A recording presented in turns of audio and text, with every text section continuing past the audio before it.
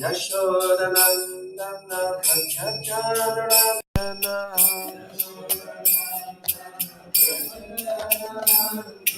Yashodanandana Prachacharana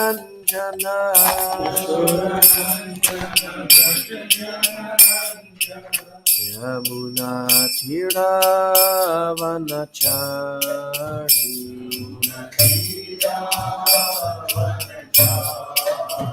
Yamuna Tiravanachari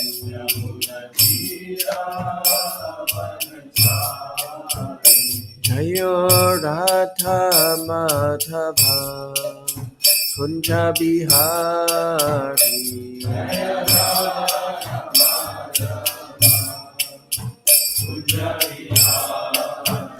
Jayo Radha Madhava Kunja Bihari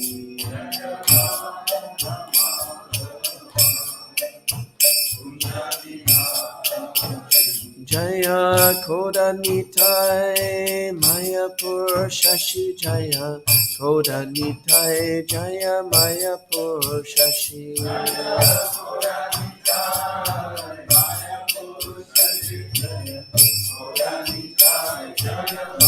Jaya Jaya Prabhupada Prabhupada Prabhupada Jai Prabhupada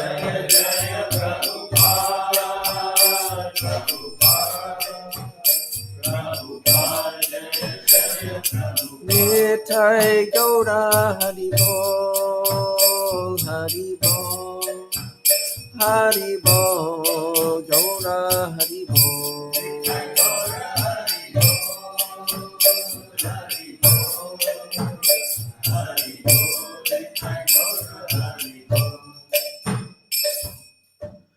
Jai Om Vishnupad Paramahamsa Paravrajikacharya Astotara Sata Sri Srimad Divine Grace Vai Charanaravinda Bhaktivedanta Swami Maharaj Srila Prabhupada Ki Jai Grantaraj Srimad Bhagavatam Ki Jai Shri Shri Kodanitai Mayaposha Ki Jai Nitai Gaura Pramanandi Hari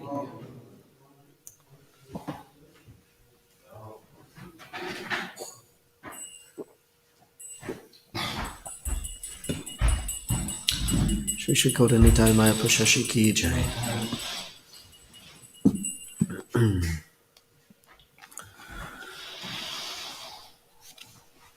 So we're reading from Srila Prabhupada Lilamrita, Uniting Two Worlds, chapter entitled At Home in Vrindavan.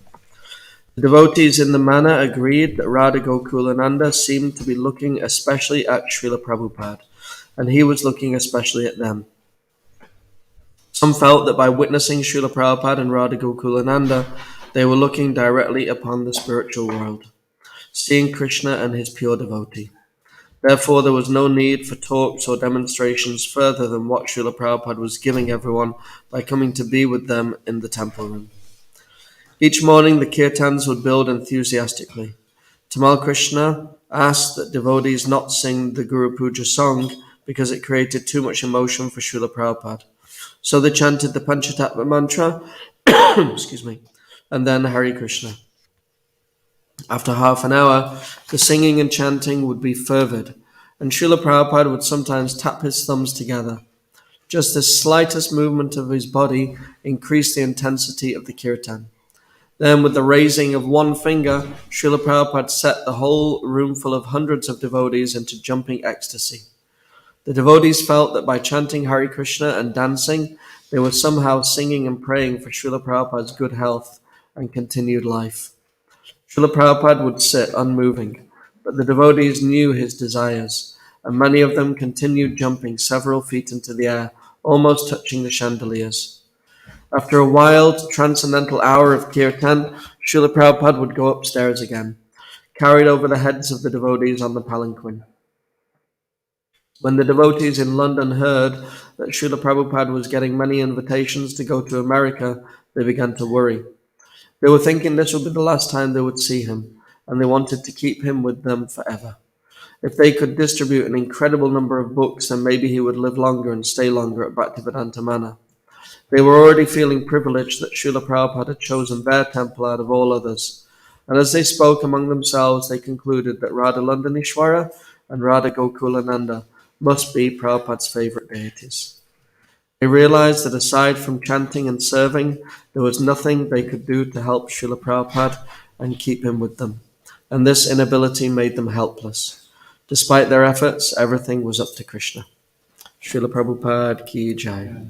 Shri Shri Radha Gokulananda ki jai. Shri Shri Radha Landanishwara ki jai.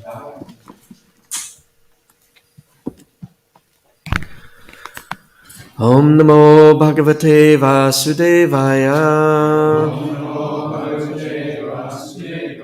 Om Namo Bhagavate Vasudevaya. Om Namo Bhagavate Vasudevaya. So we're reading from the Srimad Bhagavatam, Canto 5, Chapter 18, entitled The Residents of Jambudweep Offer Prayers. And we're reading texts 5 and 6. I've not really prepared the Sanskrit, so we'll try and go through. I'll just quickly go through the first one and then we can do the second one together. Vishvod Bhavastana Niroda Kamate Hyakatur Angir Kritam Apyapavrita Yuktam Nachitram Twayi Karya Karane Savatmani Vyatirikte Chavastuta. Translation. O Lord, although you are completely detached from the creation, maintenance, and annihilation of this material world, and are not directly affected by these activities, they are all attributed to you. We do not wonder at this, for your inconceivable energies perfectly qualify you to be the cause of all causes.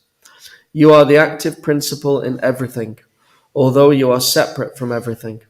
Thus, we can realize that everything is happening because of your inconceivable energy. Text number 6.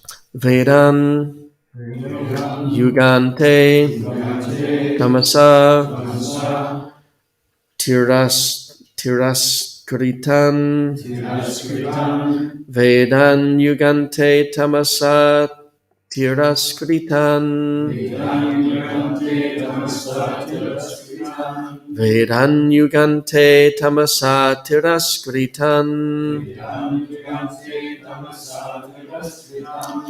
Rasal Talad. Is it Rasal Talad? Oh, sorry.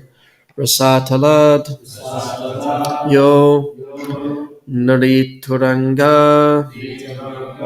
Vigraha Rasa Talad Yo Narituranga Vigraha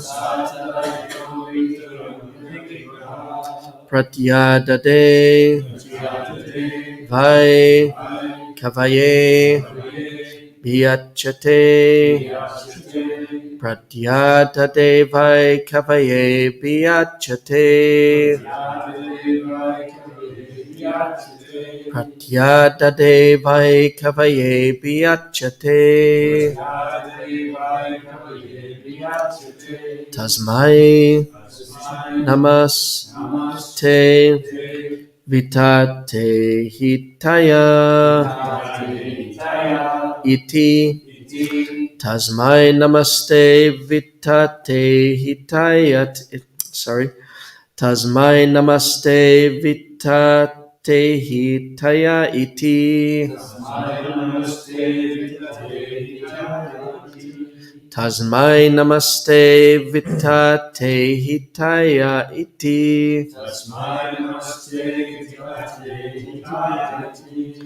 Vedan Yugante Tamasa Tiraskritan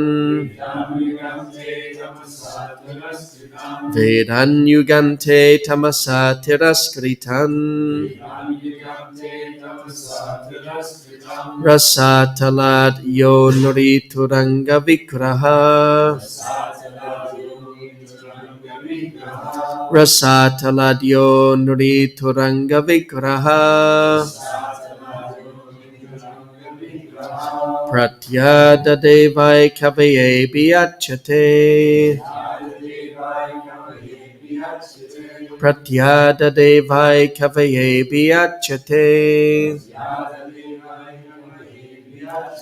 Tasmai namaste vitate hitayati.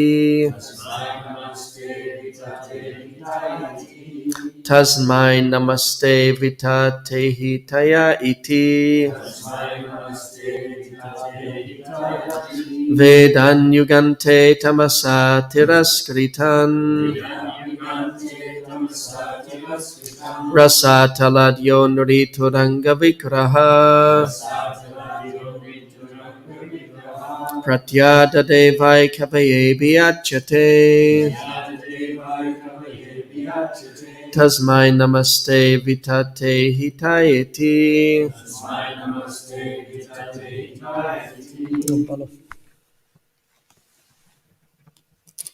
Vedan yugante tamasa tiraskritam. Vedan yugante tamasa niraskitam.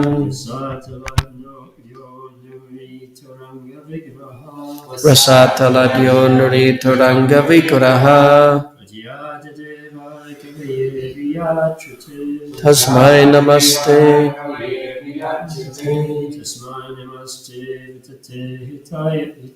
Tasmai namaste vitate hitayati.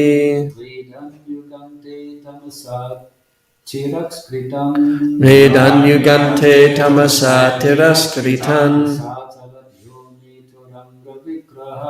Rasataladyo nurituranga vikraha. Pratyadadevai kavaye biyachate. Tasmai namaste vitate hitayati.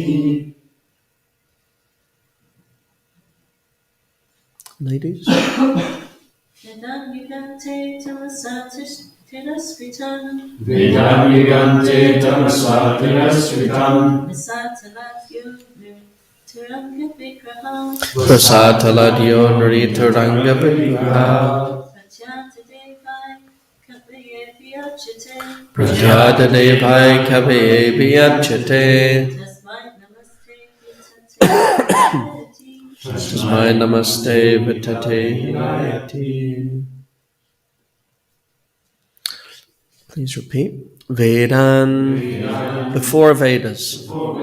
Yuga ante, at the end of the millennium. Tamasa, by the demon of ignorance personified. Tiraskritan, stolen away. Rasatalat, from the lowest planetary system. Rasatala. Sorry. Ya, who? The Supreme Personality of Godhead. Nurituranga Vigraha, assuming the form of half horse, half man. Pratyadade, returned. Vai, indeed. Kavaye, to the Supreme Poet, Lord Brahma. Abhiyachate, when he asked for them. Tasmai, unto him, the form of Hayagriva. Namaha, my respectful obeisances. Te, up to you.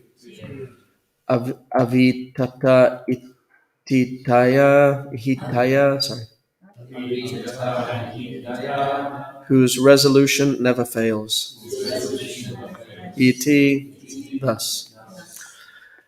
Translation. At the end of the millennium, ignorance personified assumed the form of a demon, stole all the Vedas, and took them down to the planet of Rasatala. The Supreme Lord, however, in his form of Hayagriva, retrieved the Vedas and returned them to Lord Brahma when he begged for them. I offer my respectful obeisances unto the Supreme Lord, whose determination never fails. Purport by His Divine Grace, A.C. Bhaktivedanta Swami Srila Prabhupada Ki Jai.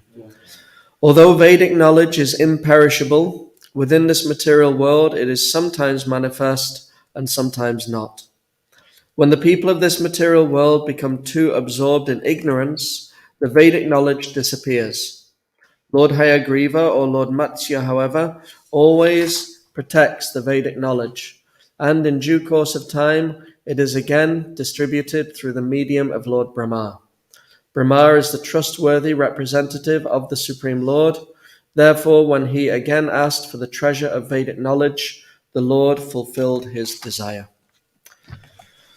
Om Agyanatimirandasya Gyananjana Shalakaya Chakshuranmilitam Yena Tasmai Shri Gurave Namaha Shri Chaitanya Manobhishtam Stapitam Yena Bhutale Swayam Rupa Kadamayam Dadati Swapadantikam Vandeham Shri Guru Shri Yuta Padakamalam Shri Gurun Vaishnavamscha Shri Rupam Sagrajatam Sahagana Ragunatam Vitam Tam Sajivam Sadvaitam Savadutam Pradajana Sahitam Shri Krishna Chaitanya Devam Shri Radha Krishna Padan Sahagana Lalita Shri Vishakam Vitamscha Nama Om Vishnu Padaya Krishna Prasaya Bhutale Srimati Bhaktivedanta Swaminiti Namane Namaste Saraswati Devi Gauravani Pacharane Nirvishesha Sunyavadi Paschachade Shatarane Vanchakalpatarubhyascha Kripa Sindhubhevacha Patitanam Pavanebhyo Vaishnavebhyo Namo Namaha Jai Shri Krishna Chaitanya Prabhu Nityananda Shri Advaita Gadadha Shri Vasadi Gaura Bhakta Vrinda Hare Krishna Krishna Krishna Hare Hare Hare Rama Rama Rama Hare Hare. So translation again, at the end of the millennium, ignorance personified assumed the form of a demon, stole all the Vedas, and took them down to the planet of Rasatala. The Supreme Lord, however, in his form of Hayagriva, retrieved the Vedas and returned them to Lord Brahma when he begged for them. I offer my respectful obeisances unto the Supreme Lord, whose determination never fails. Mohini, if you're watching, I really need a new pair of glasses. Hare Krishna. This is getting worse and worse. So, in the Sri Ishopanishad, which is one of the really important books that Srila Prabhupada translated and commented on, Prabhupada gave many books, and also many books have sort of been produced based on Srila Prabhupada's discourses and lectures and purports and so on. But there were certain books that Prabhupada really emphasized as being the foundational texts for devotees to study, to really get a real foundational understanding of our philosophy. So the four that he emphasized the most were the Srimad Bhagavatam, the Bhagavad Gita, the Chaitanya Charitamrita, and the Nectar of Devotion. But he also established these different levels of education, beginning with Bhakti Shastri and then Bhakti Vaibhav, Bhakti Vedanta, and Bhakti Sarvabhauma. So in the Bhakti Shastri course, the four books that Srila Prabhupada really emphasized as being foundational texts for study, the Bhagavad Gita, the Nectar of Devotion, the Nectar of Instruction, and the Ishopanishad. So these are very important books for devotees to read and study. And in the very beginning of the Ishopanishad, in the invocation mantra, we sing Om Purnamada Purnamidam Purnat Purnamudachyate Purnasya Purnamadaya Purnameva Vashishyate. So it explains that the personality of Godhead is perfect and complete, and because he is completely perfect, all emanations from him, such as this phenomenal world, are perfectly equipped as complete wholes. Whatever is produced of the complete whole is also complete in itself, and because he is the complete whole, even though so many complete units emanate from him, he remains the complete balance. It's a real tongue twister of a purport, and it usually takes quite a while for us to sort of wrap our head around it. And I must confess, even after all these years, I'm still kind of nervous whenever I try to quote it. It's like, okay, am I going to get it right this time? But anyway, the point is that Krishna is perfect and complete, and everything that comes from Krishna is also perfect and complete, including this material world. So then a question which sometimes arises is, well, the material world doesn't feel very perfect and complete. In fact, it feels anything but perfect and complete. I'm trying to be happy and peaceful and satisfied in the material world, but everything's going wrong that could go wrong. And we see not just in my life, but in everyone else's life, everything seems to be going wrong. If the material world is so perfect and complete, why is there so much disease? Why is there poverty? Why is there famine? Why is there COVID? Why are there lockdowns? Why is there this? Why is there that? Why is there the next thing? Why is everything going wrong if everything's so perfect and complete? So the point is that the reason that we see the material world as being imperfect and incomplete is due to an imperfect and incomplete understanding of what is actually the purpose and function of the material world. The material world is not designed to be perfectly and completely peaceful and satisfying and a source of complete happiness for the living entities. This is like saying, that, okay, if we happen to find ourselves incarcerated in prison, why am I not feeling happy and satisfied? Because the purpose of prison is not to make us happy and peaceful and satisfied. In one sense, I mean, we'll kind of come to that. The reason a prison exists is for rectification and rehabilitation. And in that sense, it perfectly and completely, at least it's supposed to perfectly and completely perform that task. So if we understand what is the purpose of the prison, then we will understand why the people within the prison appear to be suffering, because that suffering is actually serving a higher purpose. That suffering is serving the higher purpose of rectification and rehabilitation, and hopefully actually bringing the residents of that prison to a condition where they are able to be more peaceful and more happy, more satisfied, because they're living a life which is hopefully more pious and more sort of geared towards those kind of experiences. But if we're thinking that the reason that the prison exists is for my happiness and my comfort and my peace of mind, then it's going to seem incomplete and imperfect. So in the same way, the material world, Lord Chaitanya, he in his Shikshastakam prayers, he prays, Ayinanda tanuja kinkaram, patitam mam vishame bhavam buddho, kripayatava patapanka jasti taduli satrisham vachintaya. O son of Maharaj Nanda, I am your eternal servitor, but somehow or other, I have fallen into the material world. Please pick me up from this material world and place me as one of the atoms at your lotus feet. So somehow or other, we've come to the material world. There's different arguments. Devotees argue, how did we get to the material world? Did we fall from this place? Did we fall from that place? Did we come here this way? Did we come here from that way? But Lord Chaitanya's mood is more, well, however we got here, we're here. Somehow or other, we ended up here. And now that I'm here, how do I get out of here? So this is really the function of the material world. In this sense, the material world is perfect and complete because it's a perfect and complete arrangement to allow the living entities to reawaken their true eternal spiritual consciousness, reawaken their eternal relationship with Krishna, and in that way leave the material world. Leave the material world and return to the spiritual world. So to serve this purpose, the material world is perfect and complete. It's a perfect and complete arrangement for the rectification and the rehabilitation of those living entities who have fallen from their eternal relationship with Krishna into a temporary relationship with the material world. And in that sense, it's perfect and complete. So the material world is perfect and complete, and along with that perfect and complete arrangement of the material world comes a perfect and complete instruction manual for how to make the most of the material world. And that instruction manual is called the Vedas. The Vedas are the instruction manual of how to actually function within the material world and how to actually take advantage of that perfect and complete arrangement in a perfect and complete way, so that we can actually reawaken our perfect and complete relationship with Krishna.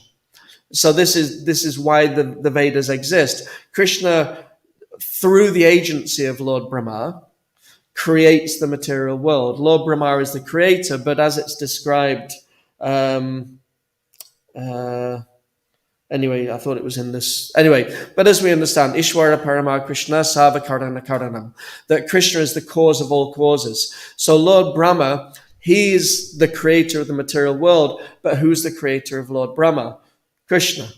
Krishna is the cause of all causes. So he's ultimately the cause of the material world. And when he, through the agency of Brahma, creates the material world, he also leaves within the material world the knowledge necessary that the living entities can actually take advantage of the situation that they find themselves in, and ultimately get out of that situation and return back to the spiritual world. So just as Krishna himself, he explains in the Bhagavad Gita, Evam parampara praptami mamrajaseo vidu sakaleneha mahata yoganasta parantapa, that this supreme science is thus received through the chain of disciplic succession. And the saintly kings understood it in this way, but in course of time the succession was broken, and therefore the science as it is appears to be lost. So that's also what's being described here, that there are times when this knowledge appears to be lost. Actually, it's always there. We even see in our own quite recent parampara that after the time of Lord Chaitanya, sometime after the appearance of Lord Chaitanya, then the teachings of Lord Chaitanya really kind of became hidden to most people's view. And then it's described that Bhaktivinoda Thakur, he sort of reignited the mission of Chaitanya Mahaprabhu. But the knowledge was always there. The parampara was always there. You know, and it's described that there were certain personalities who were like guardians of the teachings of Chaitanya Mahaprabhu. They weren't so actively involved in traveling and preaching and really sort of spreading the teachings around the world, but they were sort of guarding this knowledge. So devotees like Vishwanath Chakravarti Thakur, Baladev Vidyabhusan, these personalities who appear in our parampara, they may not have been quite so actively traveling and preaching in the same way that devotees like Narottam Das Thakur or Srinivasacharya, Shyamananda Pandit. So there was a time when it appeared that the mission of Lord Chaitanya had been lost, but it actually wasn't lost. It was there. And then once that knowledge was passed to Bhaktivinoda Thakur, then he reignited the mission of really spreading that movement around the world. So in the same way, that parampara is there, but there are times that the knowledge appears to be hidden, but the knowledge is always there. And the head of the sampradaya, the head of the disciplic succession, is Lord Brahma. So this is who's being described here, that the Supreme Lord, however, in his form of Hayagriva, retrieved the Vedas and returned them to Lord Brahma when he begged for them. I offer my respectful obeisances to the Supreme Lord, whose determination never fails. So, like Prabhupada says, the Vedic knowledge is imperishable, but sometimes it's manifest and sometimes it's not manifest. So the responsibility of those personalities, because where we find ourselves right now, we are members of the Brahma Madhava Gaudiya Sampradaya, the disciplic succession coming down from Lord Brahma. So Lord Brahma, he was given this knowledge by Krishna. And then he passed it, what is it, Brahma Hoite Chaturmukhi, Hoi Krishna Seva Mukhi, that the knowledge was given to Brahma, Brahma gave it to Narada, Narada gave it to Vyas, Vyas gave it to Madhvacharya, and in this way the knowledge is coming down unbroken through the disciplic succession. And then to Sri Chaitanya Mahaprabhu, so we're Brahma Madhava Gaudiya Sampradaya, we're followers of Chaitanya Mahaprabhu. So this is our heritage. This is the heritage of followers of our disciplic succession. And it's in the purport, Srila Prabhupada explains that, again, glasses. Where is it?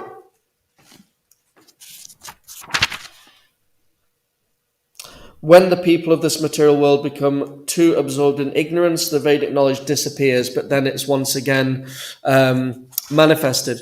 So according to the particular point in time that we find ourselves, then this Vedic knowledge is presented in a way which is appropriate and understandable to the people in general at that particular time. So the essence of Vedic knowledge is always there. The purpose of the Vedas is always there. The purpose of the Vedas, like Krishna says in the Bhagavad Gita, the purpose of all the Vedas is to know me. The goal of the Vedas, the purpose of the Vedas is to know Krishna. That's always the purpose of the Vedas. But how that Vedic knowledge is presented in a way that the living entities at that particular point in time can access it to understand Krishna, that may vary from time to time. So we see, for instance, that in this material world, just as the world in which we live, that we see around us, goes through seasonal changes. Like right now, we're headlong speeding towards winter. But then after then it's going to come spring, and then it's going to be summer, and then it's going to be autumn, and then it's going to be winter again. And in this way, we have these seasonal changes going round and round and round and round. So in the same way, on a cosmic scale, the material universe is also going through these cycles of seasonal changes. And these changes are called yugas, ages, massive periods of time.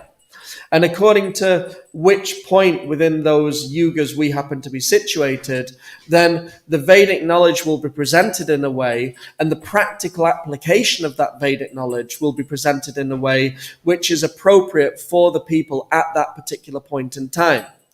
So in Satya Yuga, the emphasis may be on meditation. In Treta Yuga, the emphasis is on sacrifice, yajna. In Dwapara Yuga, the emphasis is on temple worship.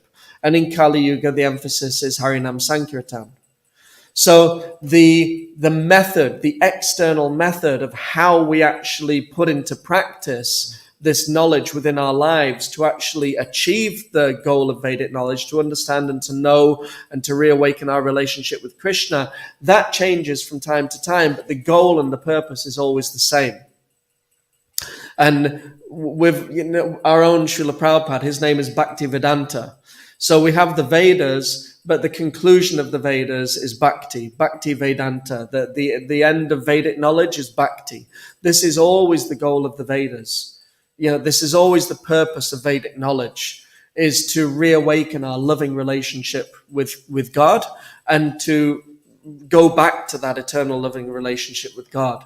This is always the purpose of the Vedas. And just as Lord Brahma, he was asking for this Vedic knowledge to be retrieved again, because he has this responsibility as the head of the Sampradaya to maintain and to make this knowledge available to the living entities in general. So similarly, as members of that Sampradaya, and we could say this is particularly applicable to those devotees who are initiated into that Sampradaya, but also for those who are aspiring to be initiated into that Sampradaya, for those who just consider themselves to be sort of part of that disciplic succession, followers of Srila Prabhupada, followers of the great teachers of the knowledge of bhakti, then just as Lord Brahma, his mood is to maintain and to make this knowledge available to others, so as members of that Sampradaya, then it is the responsibility of each and every one of those members also to maintain and to protect and to disseminate that knowledge, to make that knowledge available to others. So maintaining it and protecting it means that we ourselves have to know that knowledge. We ourselves have this responsibility. His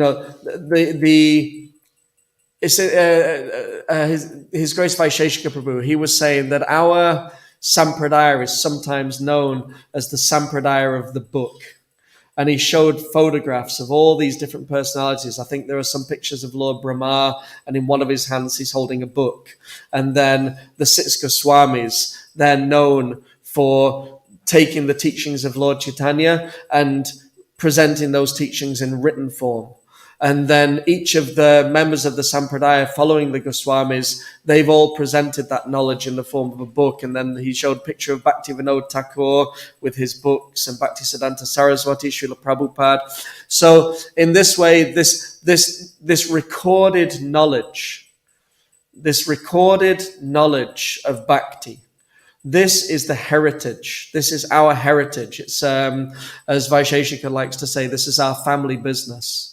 Our family business is writing, producing, and distributing transcendental literature, but also reading and studying transcendental literature, because it's our responsibility.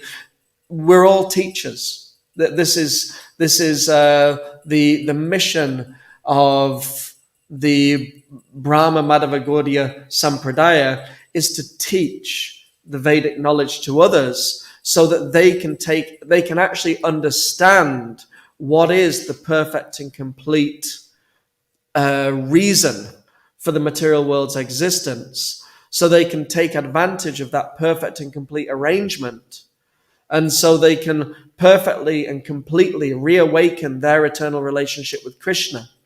And that will happen through teaching that knowledge. And to teach that knowledge, we have to know that knowledge. So Srila Prabhupada, there's a nice document that's been put together by devotees in Radhadesh in Belgium. And it was all the different ways in which Srila Prabhupada was encouraging devotees to read his books.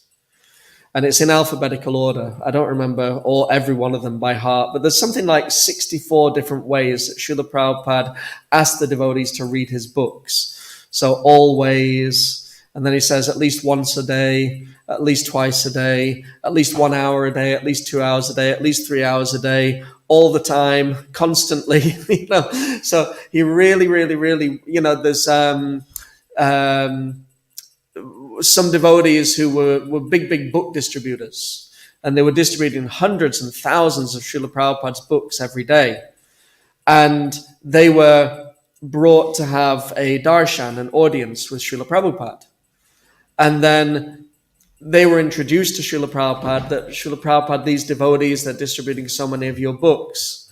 And Prabhupada's first words were, "You're distributing my books, that's very nice, but are you reading them?" He said, "I didn't just give you these books to distribute, I gave you these books to read. They're for you to read." So this is part of our, this is a big part of our heritage, is if we're going to share this knowledge with others, it's going to require more than just passing someone a book. We ourselves should know what's in those books. And not only should we know what's in those books, but we should know how to actually live the knowledge that's in those books. The knowledge of bhakti, the knowledge that is given by Chaitanya Mahaprabhu and the Sampradaya. Here it speaks about Vedic knowledge. But in the Sad Goswami Astakam, which is a song glorifying the 6 Goswamis, the immediate followers of Chaitanya Mahaprabhu, it's explained that they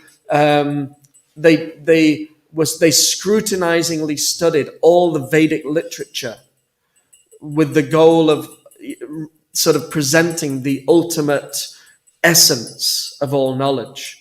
Because the Vedic library is so vast that it would be impossible to assimilate all of it. And within that Vedic library, there is both knowledge of just how to live in the material world, how to function on a material level, how to live a pious life, how to work, how to do government. All the knowledge that's necessary in the material world is there within the Vedas. But because in this age, Kali Yuga, our lives are so much shortened, and Prayanal Payusha Sabya Kalavismin Yugajana Manda Sumanda Matio Manda Bhagyahu Padrita. In this age of Kali, people live short lives, they are lazy, quarrelsome, misguided, and above all, always disturbed. So because we're in this really sort of compromised situation in Kali Yuga, then the Chaitanya Mahaprabhu and the Goswamis and the followers of the Goswamis in the Parampara up to the time of Srila Prabhupada and then continuing after Srila Prabhupada, they're really trying to make that knowledge as simple and essential and easy to understand and easy to assimilate as possible according to the conditioning of the living entities in Kali Yuga. So, within the books of the Goswamis, and then even more so within Srila Prabhupada's books, because, excuse me, in our Parampara, all these devotees, they've all commented on the Srimad Bhagavatam and the Chaitanya Charitamrita, and they've given so many books of knowledge. But when you actually look at Srila Prabhupada's books, when you read his purports side by side with the purports and the commentaries and the translations of the gurus, the acharyas in our disciplic succession, you can actually see very, very clearly that what Srila Prabhupada is giving in his purports is the condensed essence of all the knowledge which has been passed down through hundreds and thousands of years in disciplic succession. And he's giving the most condensed, essential knowledge for the living entities in Kali Yuga. So simply, even if you don't have time to study anything else, if you just regularly study and read Srila Prabhupada's books, then you will have every single thing that you need to take full advantage of the situation in the material world. And ultimately, this is the map, this is the key to opening the door of the prison and getting out of the material world. And we sometimes say you just have to chant Hare Krishna. But chanting Hare Krishna is also a science. It's also a science. Prabhupada himself says we should chant Krishna's name like a child calls for its mother. Now, if I tell you that my mother's name is Anne, and you say the word Anne, there's going to be no emotion because you don't know my mother. But if you know the person, if you know the person's qualities, and if you know the person's likes and dislikes and how they dress and what they like to do and don't like to do, if you've spent so much time with them personally, then when you say their name, that you say the name with love and with emotion and feeling. So yeah, we just have to chant Hare Krishna, but we have to chant Hare Krishna with feeling. How are we going to get that feeling? By learning about Krishna, by hearing about Krishna, by reading about Krishna. The more we read and hear and speak about and discuss Krishna's name, form, qualities, pastimes, then when we just chant Hare Krishna, we will chant Hare Krishna with love and with feeling. So just chanting Hare Krishna also means reading about Krishna, serving Krishna, associating with Krishna's devotees. All of that, chanting and practicing devotional service is a whole lifestyle. Rupa Goswami in the Bhakti Rasamrita Sindhu, which Srila Prabhupada gave as the Nectar of Devotion, he explains so many different ways that we can remember Krishna at every moment. He says this is the essence of all teachings, is to always remember Krishna and never forget Krishna.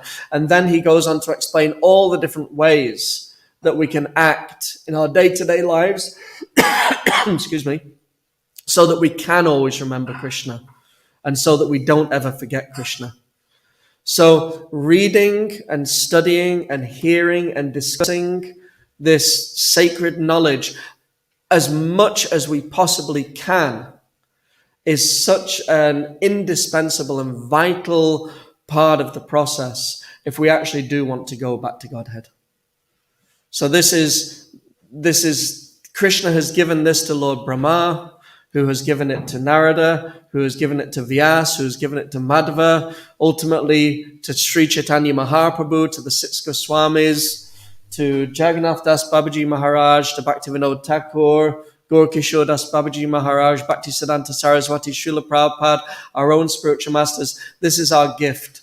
We have been given thousands and thousands and thousands and thousands of years of knowledge and realization, and we have been given the association of each one of these incredible, pure, elevated Vaishnava devotees of the Lord. That's all there packed within the pages of Srila Prabhupada's books. So we can never and should never neglect to take that opportunity. So any points for discussion or so on? Well, thank you for the question. In terms of the emphasis on studying, like how would you sort of recommend, like, there's one side just to spend, I don't know, a certain amount of time every day reading, but then so then like make notes, so there's different ways you can study, and is certain ones better than others actually sort of analytically go into the text? Is that different to just reading? Yeah, there's reading and there's studying, but also we have to consider what works for us as individuals. So one example that comes to mind is His Holiness Kadamba Kanana Maharaj. He was giving a seminar on the Chaitanya Charitamrita, and he was describing the process of study. And he gave in his seminar the example of Burijan Prabhu. So I don't know if anyone's read Burijan Prabhu's books like Surrender Unto Me, Unveiling His Lotus Feet. He's written all these books which are overviews of Bhagavad Gita and Srimad Bhagavatam. And he has spent years and years and years deeply studying the flow of knowledge in these books. Because sometimes, like for instance, when you read a book like the Bhagavad Gita, we know certain isolated parts of the Bhagavad Gita. We know that Krishna says, surrender unto me. We know that Krishna says, a fish's eye in the shark.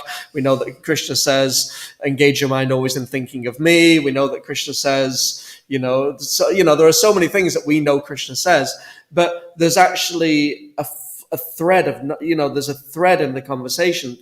It's a flow. It's very purposeful. It's not just Krishna saying random things one after another. And sometimes in one chapter, Krishna may be answering a question that Arjuna asked 3 or 4 chapters earlier. And when you read it, you don't necessarily realize that that's what's going on. So Burijan studied that, and then he's put all that into his book, and you can study it, and you can get the whole flow and overview of the book. So Kadamba Kanana Maharaj was saying that's how he studies. He says, how I like to study is I read Prabhupada's books, and as I'm reading the books, anything that really strikes me, anything that really sort of catches me and that really inspires me, I write it down. And then once I've filled my notebook full of things that Prabhupada said that really inspire me, he said, what I'm left with is a book that I really, really, really like to read, because these are all the things that Prabhupada said that I like the most. So there is reading and there is studying, and I mean that sort of goes into a whole other thing. So, like for instance, in Krishna's Leela, I mean that I won't get into it now, but in Krishna's Leela you have Krishna's Naimitika Leela and his Nitya Leela. So that's his occasional pastimes and eternal pastimes. And depending on where we happen to be situated on the path of bhakti, then we should read all of Krishna's pastimes, but study. So if we're still quite kind of locked into the stage of anartha nivriti, like getting rid of the unwanted things from the hearts, then it's recommended that we read all of Krishna's pastimes, even Krishna's dancing with the gopis and playing with the cowherd boys, but we study and memorize and meditate on and remember and discuss the occasional pastimes, like Krishna's killing the demon and lifting Govardhan Hill and Brahma stealing the cowherd boys. These are the occasional pastimes. They only happen in the material world, not in the spiritual world. And by meditating on those pastimes, this accelerates the process of anartha nivriti. So in this way, you read all of those pastimes, but you study and memorize and go deeply, So the particular method by which we study, that is going to differ from person to person. But what we can do is we can speak to devotees and we can find out from them, how do you study? And then try out these different techniques and see what works for you as an individual. But definitely the principle of sometime reading and sometimes studying is essential. Always remember Krishna and never forget Krishna. And we can't do that unless we're hearing and reading and studying about Krishna. It's like one devotee was saying that he joined in the Los Angeles temple and his service was to take out the garbage. And it was a big temple with a lot of devotees, so there was a lot of garbage. So they had a huge massive bin outside the temple, and he would take all the bags of rubbish out, put them in the bin, and climb into the bin and jump up and down to sort of smash them down. And then he was doing this one day, and one devotee came to him and said, "What are you doing?"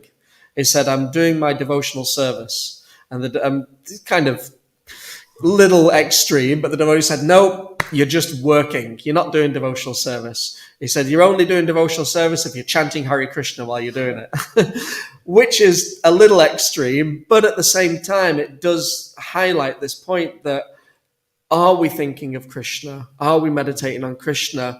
To the degree that we're conscious of Krishna, to that degree, the quality of bhakti is there.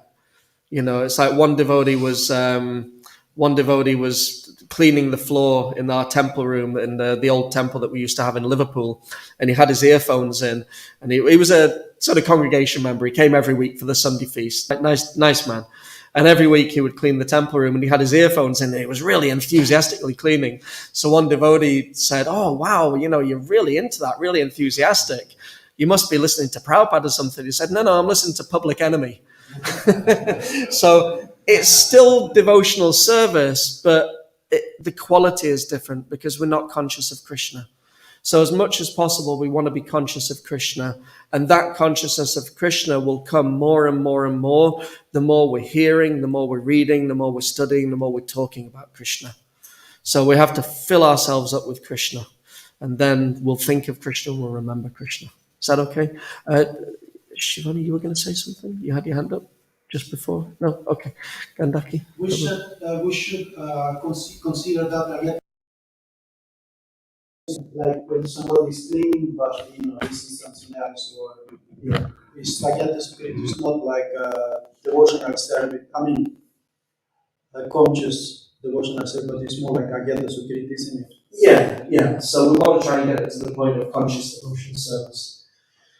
So and sometimes we need help with that. Like nowadays, we've all got our phones, we've all got our earphones. There's really no excuse for not hearing about Krishna all the time while we're doing our other things.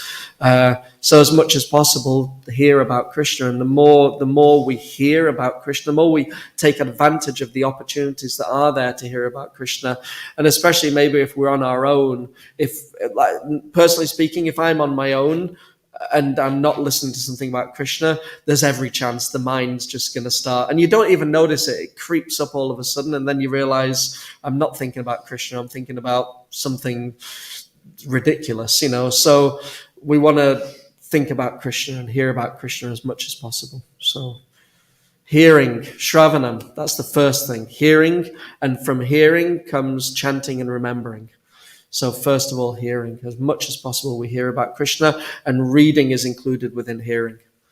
So that it makes sense. The first process of devotional service of hearing, and what is it that our sampradaya is doing? Giving the knowledge that we can hear. The knowledge is there that we can hear. Okay, so I'll stop there. We've gone about 3 minutes over time. It's not bad for me. Grantaraj Srimad Bhagavatam ki jai, Shri Shri Koda Nitai Maya Pushashi ki jai, Srila Prabhupada ki jai, Nitai Gaura Pramanandi Hari Bol. Gaura Bhakta Vrinda ki jai.